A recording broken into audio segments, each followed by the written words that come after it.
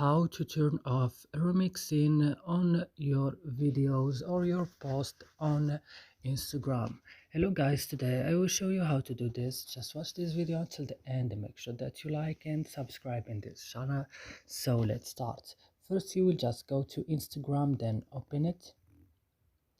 After this guys, when your Instagram is open, you will just go down here on your profile, click on it, then go to the post that you wanna do that for it.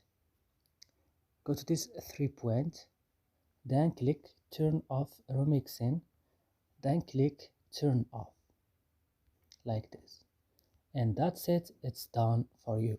That's it. I hope this video is useful for you guys. Don't forget to like and subscribe in our channel. See you next video.